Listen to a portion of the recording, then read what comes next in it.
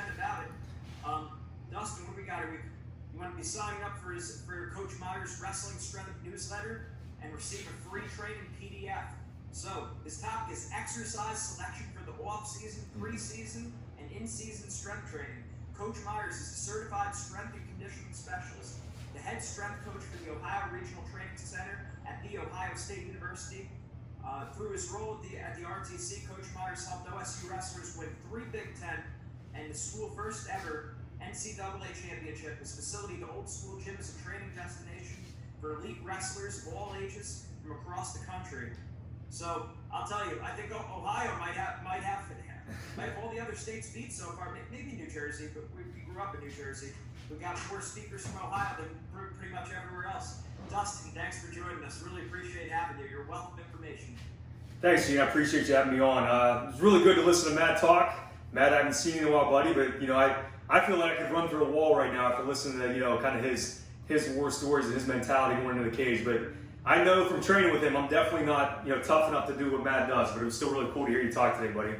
So I think it's kind of a perfect segue into what I want to talk to you guys about. Matt talked, kind of touched on strength training a little bit. So this is going to give me an opportunity to kind of expand on some points that he already made, from the Q&A right there. So what I want to talk about with you guys today is kind of exercise selection for wrestling, and then how that should vary, throughout the training cycle, depending on whether you're in the off season, in season, and preseason. Now, I think that probably most of you coaches, whether you maybe just know a little bit about strength training, or whether you know a lot, maybe you understand it the way that I do, or maybe even better than I do. Regardless, I think most of you probably have some type of idea of what wrestlers are supposed to do. You think, okay, well, wrestlers are supposed to deadlift, wrestlers are supposed to do pull-ups, we're supposed to run.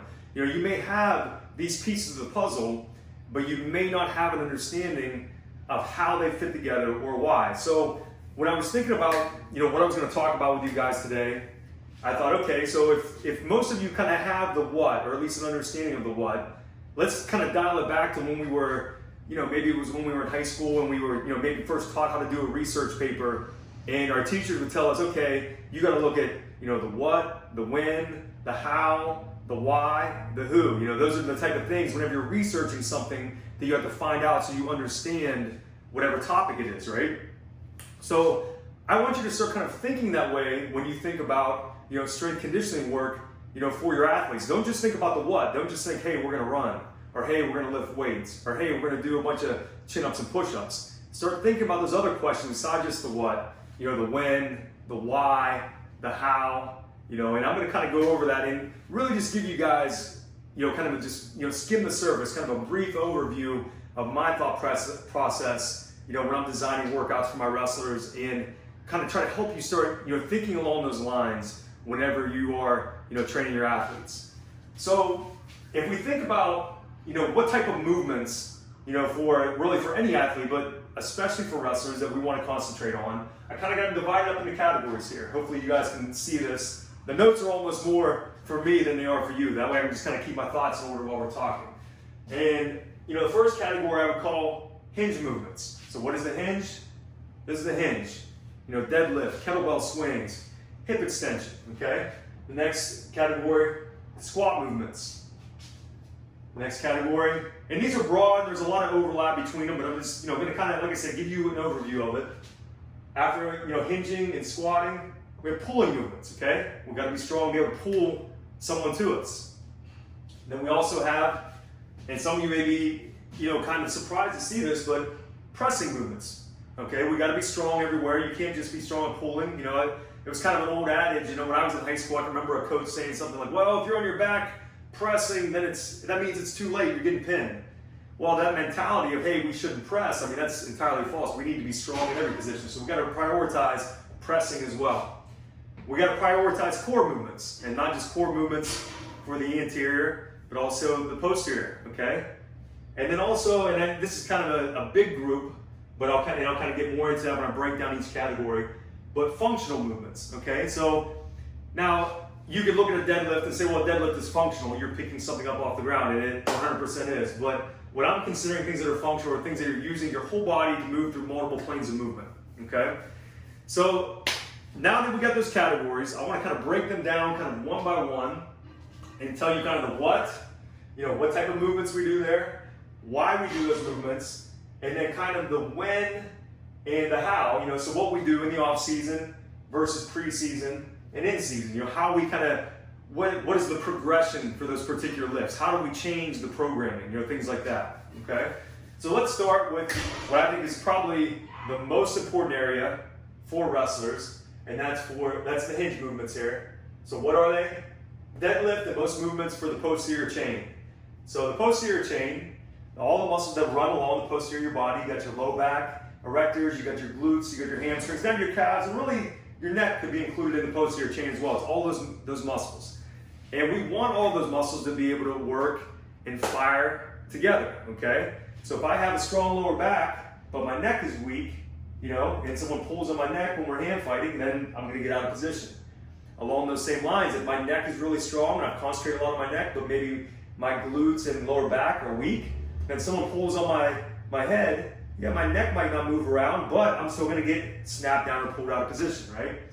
So these hinge movements, particularly the deadlift and other movements for the posterior chain, why do we do this? It's really the key to athletic performance, having a strong posterior chain. If you have a weak posterior chain, you can't pick something up that's heavy.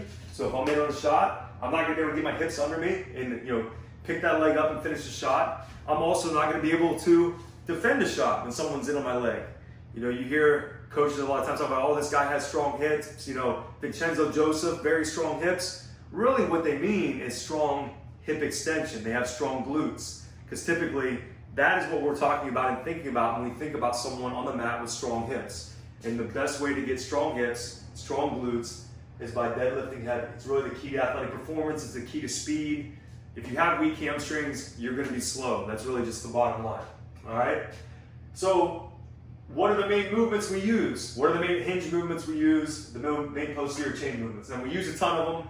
And we do something for the posterior chain every day. Even if it's part of the warm-up on a bench day, we still do hip extension, whether it's with a sled or whatever. But our main movements are going to be a sumo deadlift. My guys deadlift year-round, and we deadlift heavy. We also have glute ham raise, so it's almost like a body weight hamstring curl. Those are two of the main hinge movements that we do. Now in the off season, which is right now, I think the priority of this training cycle is absolute strength. I'm trying to get my guys as strong as possible. Maybe they're competing a little bit, maybe they're on the mat a couple days a week, but we don't have to really worry too much about their wrestling training right now. From a recovery or a fatigue standpoint, they're not in practice twice a day. So my number one goal is to pack as much strength into their body and as much muscle into their body as possible. So we deadlift very heavy right now. My guys are actually, my high school guys are they're maxing out next week. My high RTC guys just maxed out on the sumo deadlift. Not this week, but the previous week. A lot of my guys hit PRs. Kollin Moore pulled, I can't even remember now, 550 or something for the first time. So my guys are getting really strong. So now when we take that sumo deadlift, obviously we can't do a ton of intensity and a ton of volume when we transition into other parts of the season. We still want to deadlift heavy. We don't want to lose that strength we built, but we have to maybe approach it a little bit different, because now, once we get into the preseason, our priorities change a little bit, right? We still want to get stronger, or at the very least maintain that strength, but we built our base of strength very wide. Now, as we kind of start to transition from the off season into preseason, we got to worry about that conditioning base, that aerobic base. Your anaerobic threshold needs to be very high, because if you could be very strong, but if you don't have endurance, that's not going to go well on the mat, right? So now, as we start to transition into that preseason, where we're a little bit more focused on endurance, we can't really, we're not worried, we're not as we don't want to break the body down as much. There's a lot of, when you deadlift very heavy, it's a very intense exercise. There's a lot of strain on the body. The recovery from that is very difficult. So if I have to run hills that night, or the next morning, or the day before, those two are not going to mix very well. So now when we're starting to concentrate a little bit more on, kind of endurance, and then eventually, towards the end of preseason, transitioning into power, we may pull, rather than pulling heavy triples, now we're pulling heavy singles, and maybe not working up to 95 to 100% of our max. Maybe we're only pulling 80 to 85, but we're concentrating a little bit more on bar speed. We may be deadlifting through bands, with only 30 to 45% of our max, but we're trying to build that power, that speed, and that explosion by, working through that band resistance. So when you think about that, now the glute ham, we still do that in the preseason. In the off season, some things I'll do the glute ham to make it a little bit tougher. We may do, have the athletes have to hold a med ball. They may have to hold, plate. We may do loaded eccentrics, so they'll hold the med ball on the way down, they'll drop it, and then curl back up without it. We take the load off the glute ham raise once we get into the preseason and even the in-season, okay? Because those are the type of things that are going to make the hamstrings really sore. Now we want to try to eliminate soreness and not place as much load on the body, on these movements, even though they still need to be relatively heavy. We still need to, challenge the muscles to fire intensely in the preseason. Now, once we get into the season, again, I want my guys to still deadlift heavy. We got to maintain that strength. But now we're looking at some other factors. They might have to make, especially my senior level guys, my college guys, they might have to make weight once, maybe twice a week. They're on the mat at least once a day. They might, they compete multiple times a week. So how do we kind of balance, keeping that strength, keeping the intensity up, and still have to worry about the weight cut, worry about competing, worry about the high volume of practice without breaking the body down with avoiding injury. Well, one of the things we'll do as we get into the season, we may do only the concentric portion of the sumo deadlift, which means we pull the heavy weight off the ground and we drop it. So now we're eliminating the eccentrics, okay? The eccentric is going to be where there's a little bit more, minute tearing of the muscle fibers. And generally where a lot of the soreness comes in from your heavy workouts is from the eccentrics. Now that's great for growth, but this is when we're in a growth phase in the off season, not when we're in season. Unless you have a heavy weight that your practice needs to put on size. But those situations are kind of few and far between. Maybe for a gas tank Gary or someone like that, then we can still let them do really heavy and a little bit higher volume deadlifting. So we'll do still heavy but concentric only.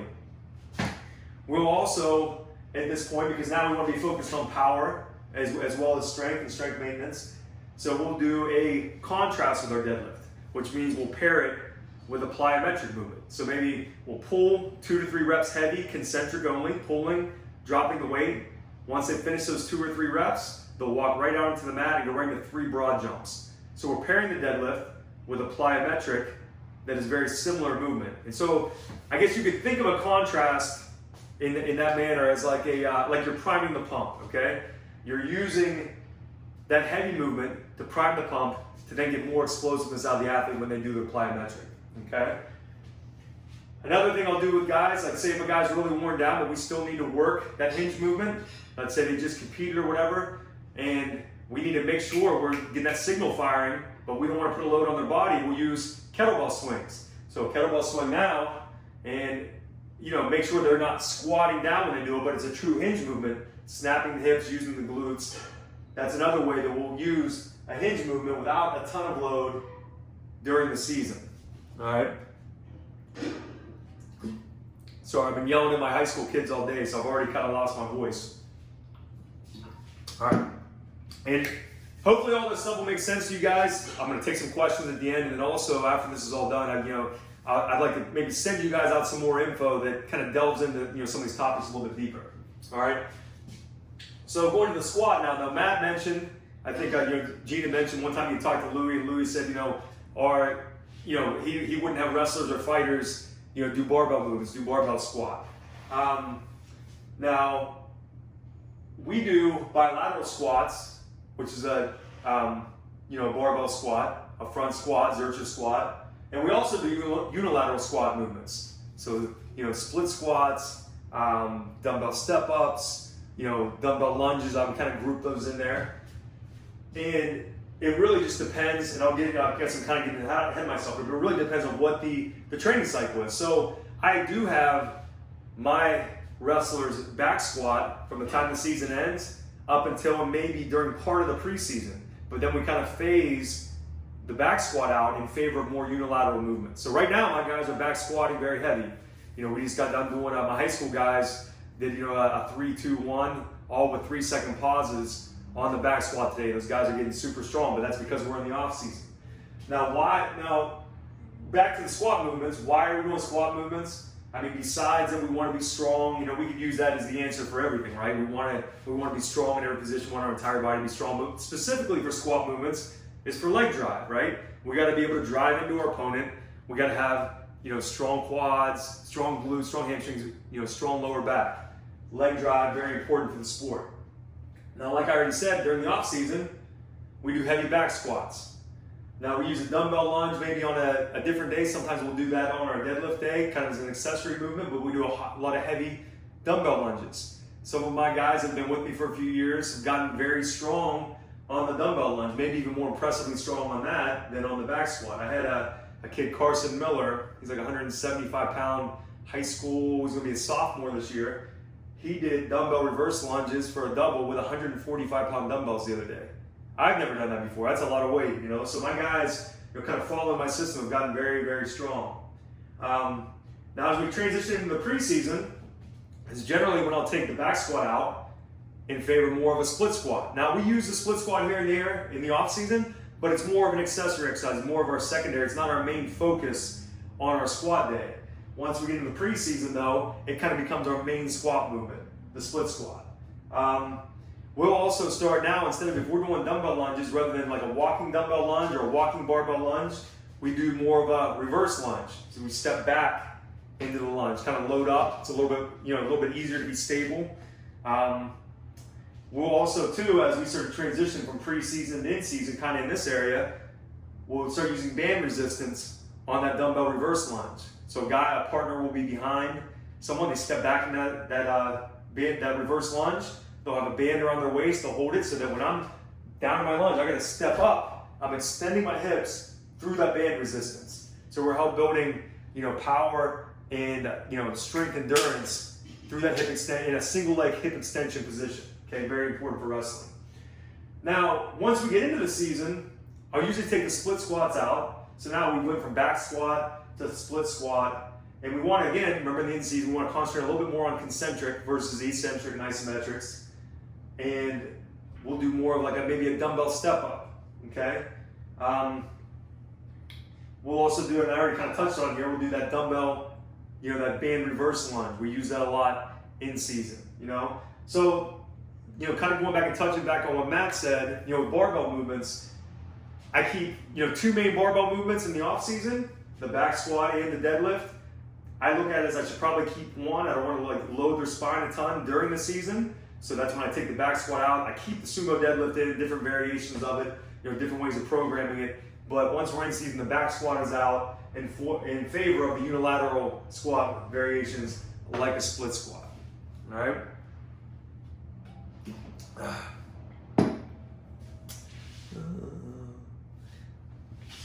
All right, so moving on to the next category, pulling movements. Now, pulling movements kind of cross over with a lot of the posterior chain stuff.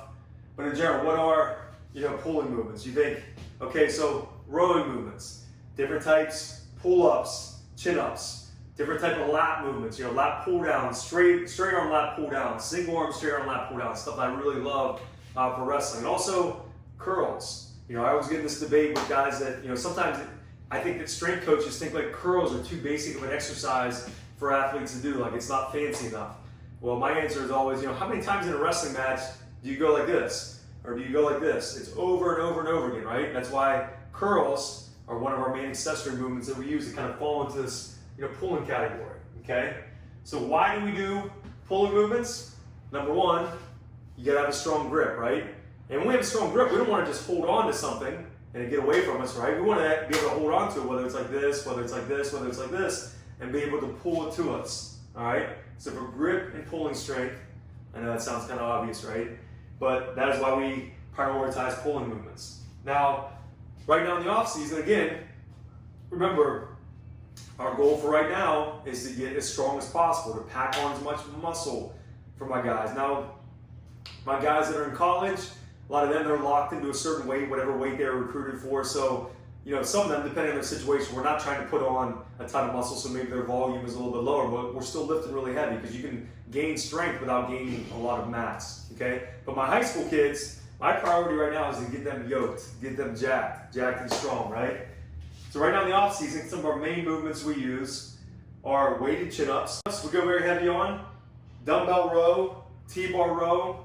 Those are two of our main pulling movements, and also heavy curls. A lot of curls we do this time of year, we're doing heavy eccentrics, so like a cheat curl. We might throw 135 pounds on the bar. I think using Kollin as the example again, I think he had 165 or 175 on the bar the other day. You hip him up a little bit, and then we fight it down. That's going to help build not just size and strength in the bicep, but also that eccentric is important for when I'm in on a leg. I don't want to get stretched out like that, right?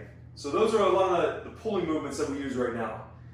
Now, once we get into the preseason, for example, you still might want to do chin-ups, but now maybe you'll use them more as a conditioning modality. So maybe you're doing rope climbs or chin-ups for tons of reps. We're not so much using them to build strength like we are here. We're using them more to build localized muscle endurance.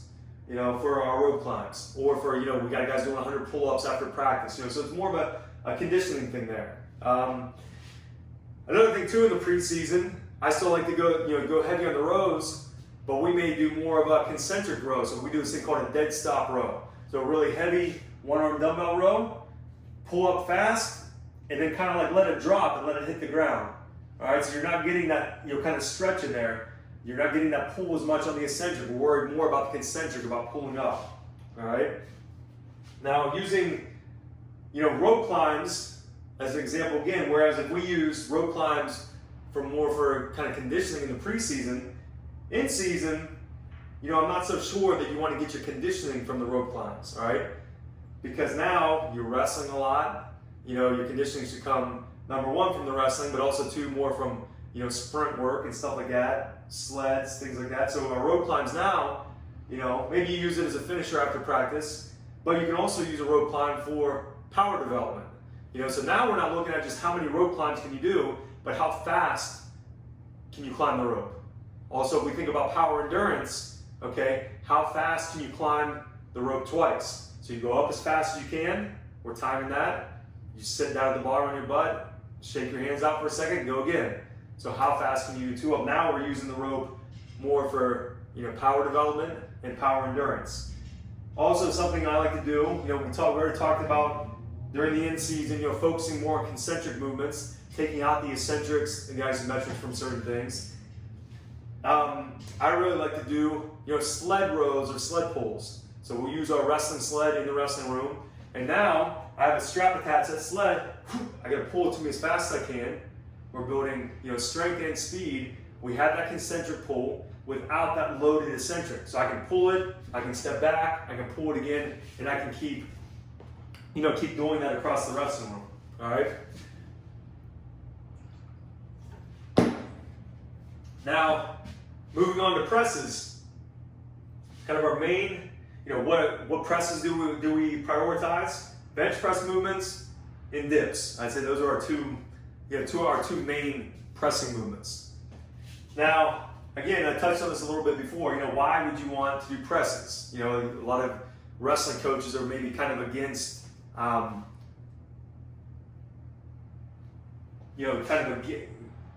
maybe hesitant to do bench press. But when you think about, the sport perspective, why do you want a strong press?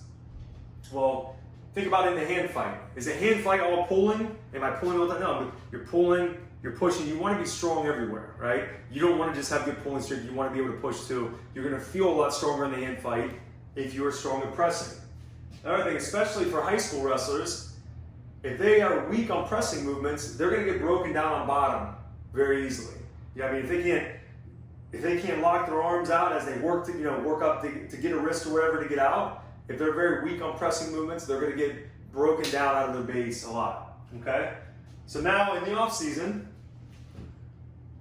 what type of movements do we do? Well, right now we're bench pressing, really heavy. The guys love it. If it was up to them, they would just do heavy bench presses every workout and do it year round. We're also doing lots of weighted dips. The weighted dips, I think last week we worked up to like a heavy triple, with a 3-second pause at the bottom. Bench press, we maxed out last week. So my guys did heavy singles, and now we're kind of deloading. We did like sets of 5 or sets of 8 this week. Then we'll kind of start working our way back up again, and we'll go through kind of one more big heavy cycle before they get into the preseason. All right. Now, once you get into the preseason, we may still do regular bench press, but now if I want to get a little bit more of a functional variation in there that's going to require a little bit more core strength, more balance, more kind of glute activation, we'll do a single arm dumbbell press, or just regular dumbbells. We'll use that a lot. If we're doing a barbell press in the preseason, I do more of a close grip. Now you can't use quite as much weight, but again, we'll bring that grip in. It's going to be a little bit safer on the shoulders. Going to force them to use their lats a little bit more.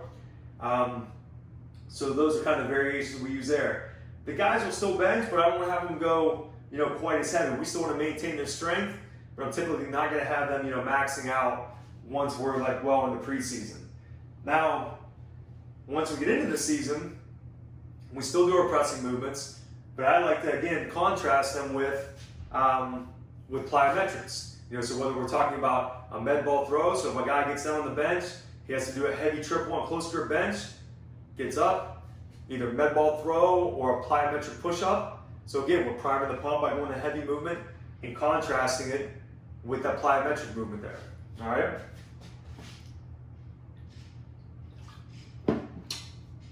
All right. Moving on to core. Now again, something important to understand. Your core is basically every muscle, from here, from upper thigh to here, everything in between, front and back, on the sides. And, I think it's one of those areas that's really misunderstood. I actually wrote an ebook about core strength. Just working crunch movements and stuff like that, that's only working, one area. Most of my guys don't really do any type of crunch movement, or if we do, it's kind of like an afterthought. When we do core movements, we do a lot of stability-based movements, planks, weighted planks, anti-rotational movements. So, I have an outside force that's trying to pull me one way. My core has to resist that. All right.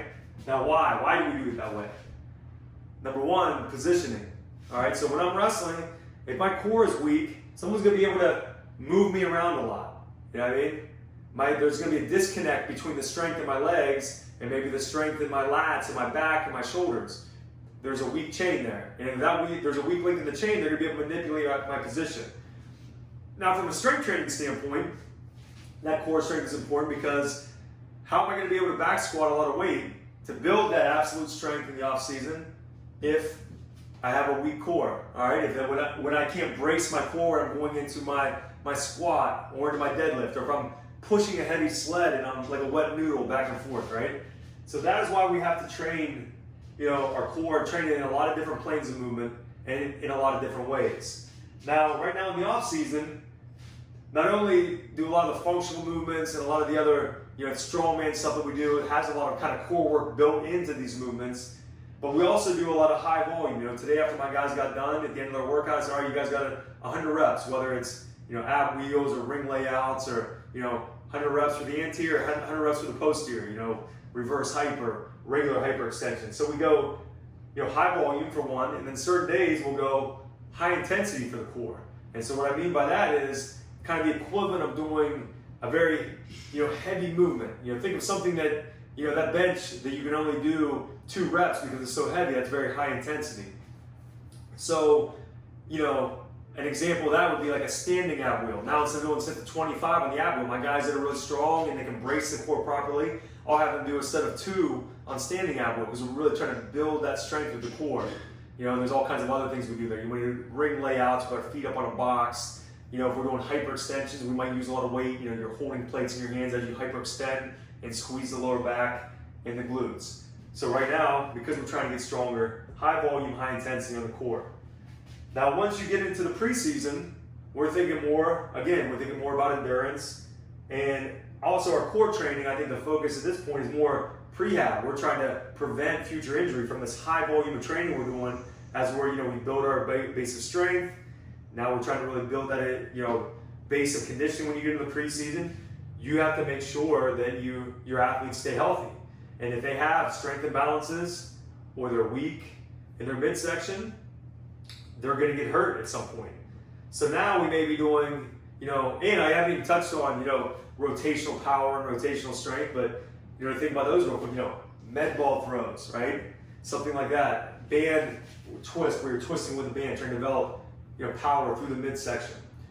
But from a prehab standpoint, we'll do anti-rotational stuff, pal-off press, we'll have a band out to the side, and those type of things, those prehab type movements for the core, stability alternates, even sometimes, hyperextension, reverse hyper with no weight. We'll work that stuff in, not just as part of the warm-up to make sure that muscles are online and firing, but we'll use them in between our exercises too. So rather than just thinking like, okay, we have our main exercise here, maybe we'll have the main exercise, and then they go to an accessory, then they'll have a prehab movement, then they'll have something else for activation before they move back to that main movement. So we always think of our kind of our training stages more of like circles, but not so much as circuit, if that makes sense. All right. Now once we get into the season, again, it's kind of the same type of thinking here as using core stuff for prehab, but definitely the priority here I think is more activation. Make sure your core, because your body's beat up. Make sure your glutes are firing. Make sure your obliques are online and firing before you wrestle. Use it also as, kind of active recovery in between, like I already talked about, like in between our lifts. We're doing the pal-off press, stability alternates, things like that. Okay? Now moving on, and this again, I'm gonna have to, let's see, I'm getting close to coach's time. I don't want to run over, so I'm just gonna touch on this real quick. Functional movements. The main two categories of functional movements we use, sleds and carries. Why do we do functional movements, sleds and carries year round? Number one, to build up our GPP, general physical preparedness, to make you just stronger, better work capacity, just an overall better athlete. Also because these are two of the best things for power development and power endurance. The main carry that we use in the off season, farmer's carries, farmer's walks, because we can go very heavy on those.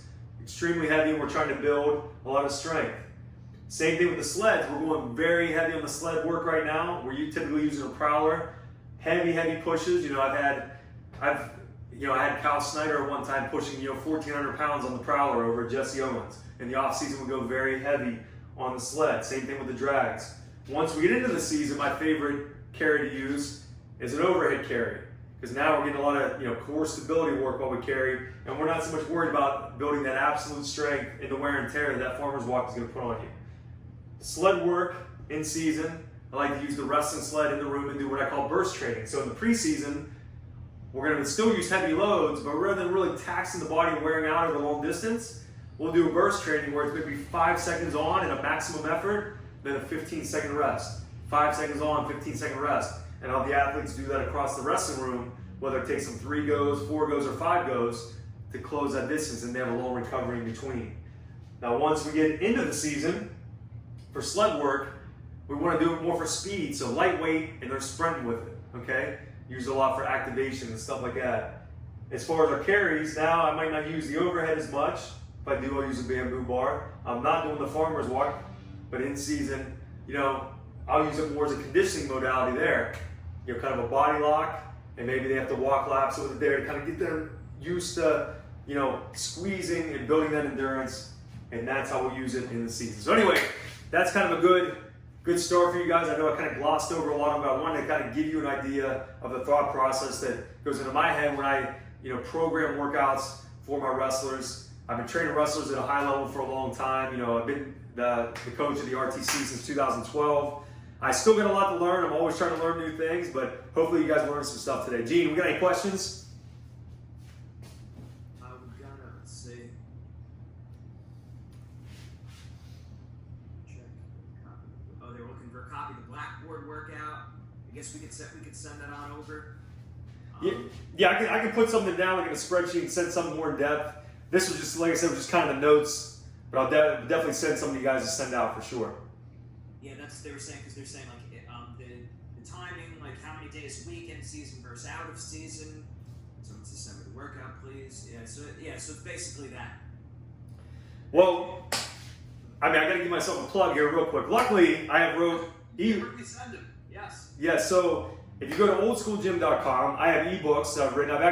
I'm on my second edition of these ebooks: Strength Conditioning for Wrestling, in-season edition, off-season edition, and preseason edition, that really goes into depth on this and gives you the programming for your strength work and your conditioning work, lays everything out, how many times a week, exercise library, it shows you all the exercises. There's really no guesswork, and they're used by high school coaches, clubs, even Big Ten teams. They're used all across the country, all across the world. Actually, there's clubs in Russia that use my books. You can go to oldschoolgym.com and check those out.